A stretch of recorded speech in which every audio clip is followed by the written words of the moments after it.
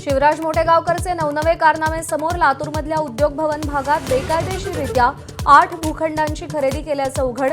महानगरपालिकेचंही संरक्षण. माहिती अधिकारात माहिती उघड.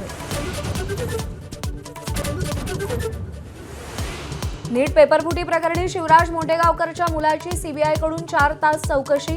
तर फुटलेला पेपर विकत घेतल्याचा संशय. बालरोग तज्ज्ञाची 4.5 तास झाडाझडती.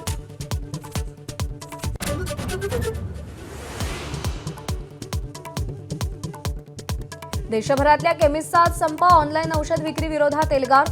केंद्र सरकारला लेखी निवेदन देऊनही प्रतिसाद मिळत नसल्याची तक्रार.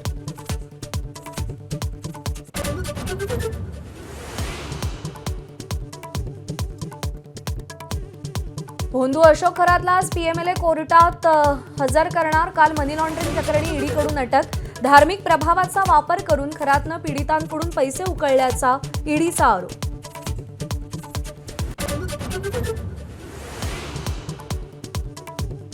शरद पवारांच्या राष्ट्रवादीची आज मुंबईत बैठक. सकाळी 11 वाजता चव्हाण सेंटरमध्ये चर्चा. आजी माजी आमदार खासदारांना बैठकीचं निमंत्रण. पटेल तटकरेंच्या पवारांशी भेटीनंतर बैठकीला महत्त्व.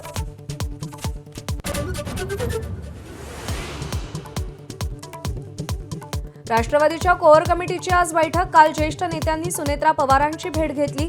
भुजबळ, वळसे पाटील, दत्तात्रय भरणेंनी चर्चा केली. राष्ट्रवादीतल्या धुसफुशीच्या पार्श्वभूमीवर बैठक.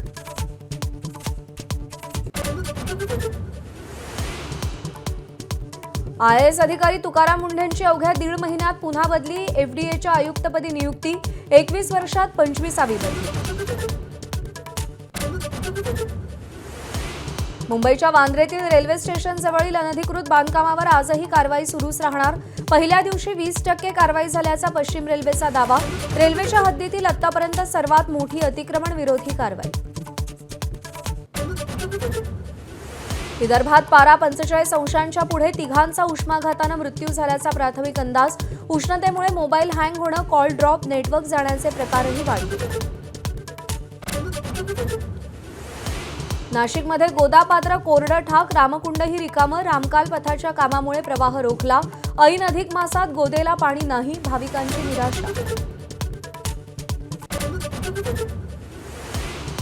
पंतप्रधान नरेंद्र मोदी इटलीच्या दौऱ्यावर. रोममध्ये जल्लोषात स्वागत. पंतप्रधान मेलोनींकडून मोदींसोबतचा सेल्फी पोस्ट.